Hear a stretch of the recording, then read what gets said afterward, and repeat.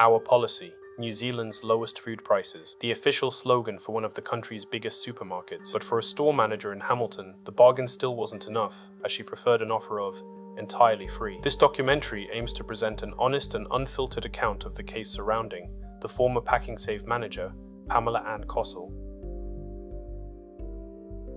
Pamela Cossill is believed to have been born in either 1988 or 1989, as she was documented as being 38 years of age at the time of her sentencing in April 2026. Not much is publicly available about her life prior to her tenure at the supermarket giant, but before her name hit the headlines, her career appeared to be a blueprint for professional success. In May 2018, she reached the summit of her field when she was appointed as the store manager of the Mill Street Pak'nSave, located in the city of Hamilton. This wasn't just any small desk job, but a position of immense power, placing her in charge of over 270 employees, as well as the daily operations of a multi-million-dollar grocery store. By the month of June 2019, Cossill was the public face of the store's progress. She was photographed alongside the Hamilton mayor, ceremonially opening a new electric vehicle charging station in the car park of the Mill Street Pak'nSave. Pam had presented herself as a sophisticated, hard-working, and forward-thinking executive, an image that would continue to only grow stronger in late 2020. Cossill was featured in a New Zealand Herald article titled,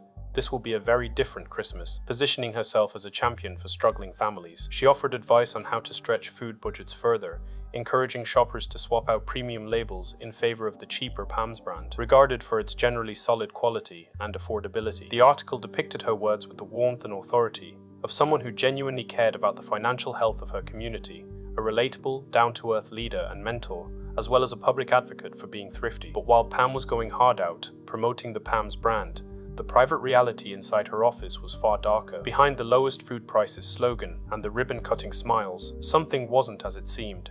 And by then, the books were already beginning to bleed. The internal trickle began on July 3rd, 2019, just days after the respected manager had stood smiling with the mayor at the EV charger grand opening. The mechanics of Pam's scheme were as brazen as they were simple. Because she held the highest managerial rank in the building, she essentially got to write her own rules. In many large companies, employees can ask for something called a staff loan, often as a benefit, or when a person may be facing financial hardship. Normally, you'd need your boss's approval and for them to sign it off. But because Pam was the boss, she could simply sign in her own name to authorize the loan. Between July 2019 and March 2024, she would pull this trickery 37 different times, taking anywhere from $1,000 to $12,000, all without the actual store owner's knowledge or permission. She was essentially using the business as an interest-free credit card with a limit she set herself, setting the weekly amount she'd have to pay back so low that the deductions were practically invisible on her payslips. But there was a deeper reason this betrayal went undetected for so long.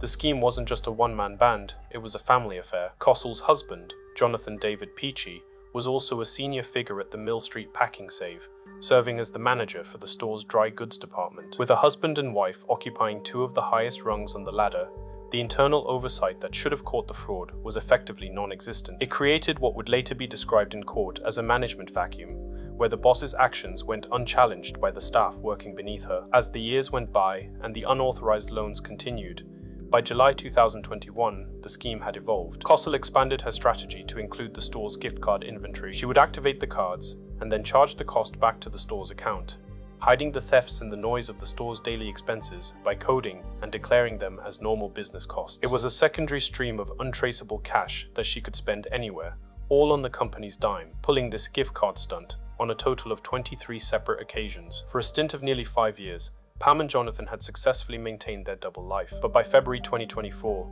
the couple found that the Pak'nSave money printer simply wasn't printing enough. The husband and wife had set their sights on a property requiring a $1.3 million joint mortgage. To get a loan that massive, they needed to show the ASB bank that Pam's income was spotless. The problem was that her payslips, even with their humorously small repayment terms, still showed the constant deductions for those 37 staff loans she had authorized for herself. They needed that debt to disappear on paper. Pam approached the store's administrative manager and asked her to draft a letter to the bank, falsely stating that all the loans had been paid back. The administrative manager drafted the document, but when it came time to actually sign off on it, the manager refused. Undeterred, Pam took the letter and signed it herself, using a made-up signature to fill the gap. This is the point where her hubby, Mr. Peachy, stepped in. Using his official Pak'nSave management email address, he sent the bank the couple's supporting documents, including that forged letter and doctored payslips that had been scrubbed of any mention of her debt. It was a staggering risk, going from register skimming to committing bank fraud, all while using the company's own name and email server to legitimize the lie. The risk was ultimately pointless. ASB Bank reviewed the application and, for undisclosed reasons,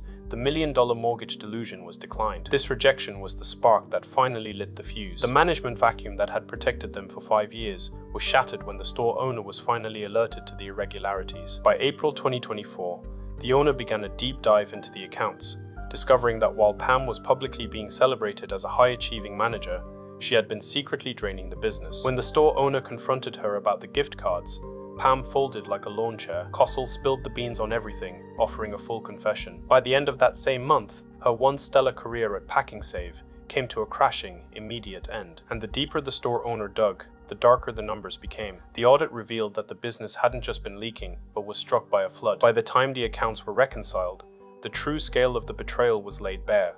Over $159,000 in unauthorized loans, and over $43,000 in stolen gift cards, including the fees the store was forced to pay by activating the cards. The total damage clocked in at over $215,000. Upon discovery, the owner took the audit results straight to the police. Both Pam and Jonathan were charged with multiple counts of fraud and theft. But as is the case with many white-collar crimes, the wheels of justice tend to turn slowly. Between her immediate firing in April 2024 and her sentencing in early 2026, there was a 2-year silence. Behind closed doors, forensic accountants were dismantling 6 years of fraudulent spreadsheets, while Pam's legal team was scrambling to build a defense. And just a week ago, on April the 29th, 2026, Pamela Cossill appeared in the Hamilton District Court to stand before Judge Teenie Clark. Represented by lawyer Fiona Alameyer, the defense began the difficult task of explaining the fuel behind the 5-year spree. Alameyer claimed that Cossill, a mother of 5, was trapped in a crippling long-term gambling addiction, and that every cent of Pam's legitimate wages was allegedly being funneled directly into gambling machines, leaving Pam to rely on the illegally obtained loans and gift cards just to keep the day-to-day household running. Alameyer presented a mountain of support to strengthen their position, letters from Cossill's family, Gamblers Anonymous, and even Parent Line. Since being caught, Pam hadn't just sat idly by. She had reportedly attended over 200 sessions with Gamblers Anonymous, and even enrolled in a Bachelor of Counseling, with the goal of one day helping other addicts. The defense also took a swipe at the narrative of greed. Alameyer argued the offending wasn't driven by a desire for a luxury lifestyle, but reaffirmed it was by the weight of the addiction. She even pointed the finger back at Jonathan Peachy, claiming it was actually the husband who had been pushing to apply for the $1 million mortgage. After painting this picture of a reformed, struggling mother, the defense made a staggering request.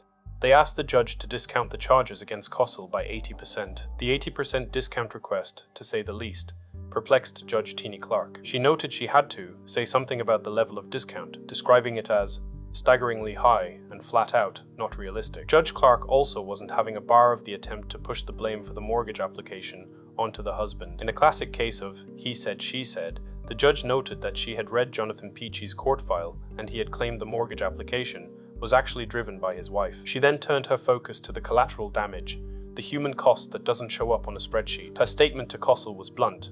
People were probably under suspicion until Miss Cossill was found as the culprit. Indeed, a lot of people, I'm sure, were left feeling utterly let down. And after careful consideration, the court's final decision was decisive. Pamela Cossill was ultimately sentenced to 11 months of home detention. Her hubby, Mr. Peachy, had already faced the music months earlier. Back in December 2025, Jonathan was sentenced to 6 weeks of community detention and 80 hours of community work for his role in the deception. But for Pam, the mastermind behind the 5-year spree, the judge made it clear just how close she had come to a much darker fate. Judge Clark was direct in her closing words, warning the 38-year-old mother that she had escaped a prison cell by the skin of her teeth. The court also ordered Cossill to pay back $166,449 in reparations to the store she betrayed. But for the owner of the Mill Street Pak'nSave, the terms of that repayment are a bitter pill to swallow. The court set the terms of the repayments to a whopping requirement of $50 a week. At that rate, it will take Pamela over 60 years to pay back the total amount of what she stole. The case of Pamela Cossill and Jonathan Peachy isn't just a story about a gambling addiction or a $200,000 hole in a supermarket's books. It's a study in the fragility of trust. For 5 years, the management vacuum at Pak'nSave Mill Street allowed a trusted employee to operate with the freedom of a business owner, but without any of the accountability. It proves that even in a multi-million-dollar operation, the system is only as strong as the people running the spreadsheets. When the person holding the keys to the office is the same person fueling a catastrophic addiction, the outcome is almost always a death spiral. The million-dollar delusion may have ended in the Hamilton District Court, but the numbers it left behind are what stick in the throat. 37 fraudulent loans, 23 stolen gift cards, and a 60-year repayment plan that ensures the victim will never truly be made whole. As Pamela Cossill begins the 11 months of home detention, her story stands as a cautionary tale for businesses and business owners across the country. It's a stark reminder that sometimes the biggest threat to the till isn't a masked robber bursting through the front door. It's someone right under everyone's nose. The once stellar manager, trusted by staff and owners alike, quietly lurking on the store floor. What are your thoughts on the final sentence for both defendants? Is 11 months of home detention and a 60-year repayment plan a fair outcome for such a betrayal of trust? Or does it send the wrong message about white-collar crime in New Zealand? Share your perspectives in the comments below. If you found this documentary informative, please consider liking this video and subscribing for more in-depth explorations of often overlooked, lesser-known stories. Who else would you like to see us detail next? Your engagement helps us continue to shed light on otherwise unheard narratives.